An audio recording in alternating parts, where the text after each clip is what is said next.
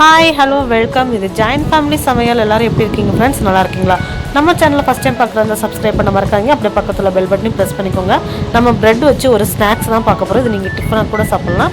இதுக்கு முதல்ல நான் வெங்காயம் தக்காளி கட் பண்ணி வச்சுருக்கேன். 2 வெங்காயம், ஒரு தக்காளி க்யூபாக கட் பண்ணி வச்சுருக்கேன். ஒரு கேப்சிகம் க்யூபாக கட் பண்ணி வச்சுருக்கேன். அப்புறம் கேரட்டை துருவி எடுத்து வச்சுருக்கேன். இப்போ ஸ்டவ் ஆன் பண்ணி ஸ்டவ்வில் கடாய் வச்சாச்சு. கடாய் சூடாகட்டும். சூடானதும் அதில் 2 டேபிள் ஸ்பூன் அளவுக்கு எண்ணெய் சேர்த்துக்கலாம். எண்ணெய் சூடானதும் அதில் சீரகம் சேர்த்துக்கலாம். சீரகம் நல்லா பொரியட்டும். பொரிஞ்சதும் கருவேப்பிலை கூட சேர்த்துக்கலாம். நான் கருவேப்பிலை சேர்க்கலை. சீரகம் பொரிஞ்சதும் டைரெக்டாக நான் வெங்காயம் தான் சேர்க்குறேன். வெங்காயத்தை எல்லாத்தையும் நல்லா சேர்த்து கண்ணாடி பதத்துக்கு நல்லா வதக்கி எடுத்துக்கலாம். வெங்காயம் நல்லா வதங்கட்டும்.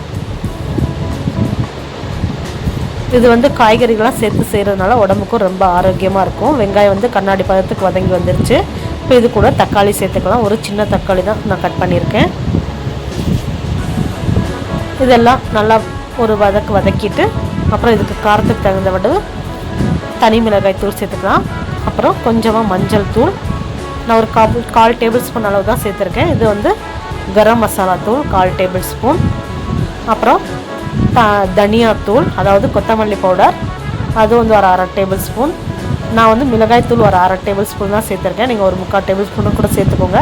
ஏன்னா அப்புறம் நான் இதில் மிளகுத்தூள் சேர்க்க போகிறேன். அதனால் மிளகாய் தூள் கம்மியாக சேர்த்துருந்தேன். மசாலாக்கள்லாம் சேர்த்து நல்லா மிக்ஸ் பண்ணி விட்டுட்டு அதில் குடமிளகா சேர்த்துருக்கேன். குடமிளகாயும் சேர்த்து ஒரு பாதி அளவுக்கு வேகட்டும். இப்போ அது கூட தேவையான அளவு உப்பு சேர்த்துக்கலாம். உப்பு சேர்த்து எல்லாத்தையும் நல்லா மிக்ஸ் பண்ணி விடுங்க. குடமிளகா ஒரு பாதி அளவு வெந்து வந்ததுக்கப்புறமா நம்ம இது கூட துருவி வச்சுருக்க கேரட் சேர்த்துக்கலாம். இது கூட சேர்த்துக்கிற காய்கறிகள் உங்களோட விருப்பம்தான். நான் இன்றைக்கி குடமிளகாயும் கேரட்டும் சேர்த்துருக்கேன்.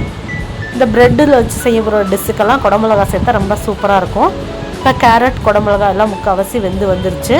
இப்போ நான் கொஞ்சமாக மிளகுத்தூள் சேர்த்துருக்கேன். மிளகுத்தூள் சேர்க்குறது ஆப்ஷனல் தான், எனக்கு பிடிச்சிருக்கு, அதனால் நான் சேர்த்துருக்கேன்.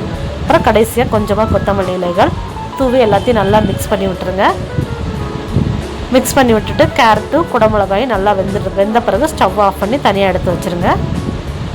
அப்புறம் இப்போ ஸ்டவ்வில் நான் தோசைக்கல் வச்சுருக்கேன். தோசைக்கல் நல்லா சூடாகட்டும். சூடானதும் அதில் கொஞ்சமாக எண்ணெய் சேர்த்துக்கலாம். இல்லை நீங்கள் இதுக்கு வெண்ணெயோ நெய்யோ கூட சேர்த்துக்கலாம். நான் ஆயில் தான் சேர்த்துருக்கேன். சேர்த்து இப்போ இது மேலே ஒரு ப்ரெட் வச்சுக்கலாம்.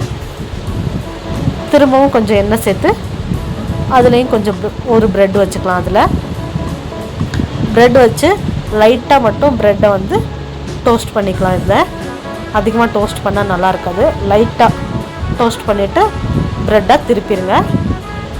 இப்போ இதில் நம்ம ரெடி பண்ணி வச்சுருக்க அந்த காய்கறிகளை சேர்த்துக்கோங்க.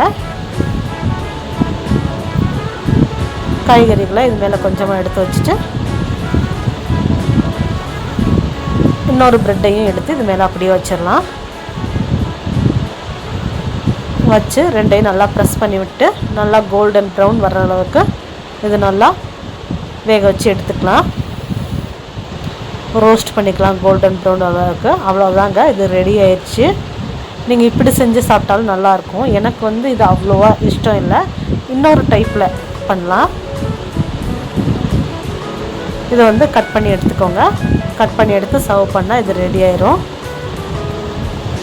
மறக்காமல் நம்ம ஜாயின்ட் ஃபேமிலி சமையலை சப்ஸ்கிரைப் பண்ணிக்கோங்க. இப்போ இன்னொரு விதத்தில் செய்கிறத இந்த வீடியோவில் பாருங்கள். ப்ரெட்டை இந்த மாதிரி வச்சுட்டு ஒரு பக்கம் மட்டும் டோஸ்ட் பண்ணிவிட்டு அது மேலேயும் காய்கறி வச்சுருங்க. காய்கறி வச்சுட்டு இப்போ இன்னொரு ப்ரெட் எடுத்து அது மேலே அப்படியே வச்சுருங்க. அப்படியே வச்சுட்டு இதை அப்படியே நம்ம ரோஸ்ட் பண்ணிட வேண்டியதுதான். முன்னாடி பின்னாடி திருப்பி போட்டு கொஞ்சமாக எண்ணெய் சேர்த்து அப்படியே ரோஸ்ட் பண்ணி எடுத்துக்க வேண்டியதான். இதுதான் எனக்கு ரொம்பவுமே பிடிச்சிருந்தது, இப்படி செஞ்சு சாப்பிட்றது. இது 2 பக்கமும் நல்லா ரோஸ்ட் பண்ணி எடுத்துட்டா அவ்வளோதான், ரெடி ஆயிரும். நீங்கள் குழந்தைங்களுக்கு கொடுக்கும்போது நெய் சேர்த்து செஞ்சு கொடுங்க, ரொம்ப டேஸ்ட்டாக இருக்கும் நெய் சேர்க்கும் போது. இந்த வீடியோ உங்களுக்கு பிடிச்சிருந்தா லைக் பண்ணுங்கள், ஷேர் பண்ணுங்கள். மறக்காமல் நம்ம ஜாயின்ட் ஃபேமிலி சமையலை சப்ஸ்கிரைப் பண்ணுங்கள். தேங்க்யூ ஃபார் வாட்சிங்.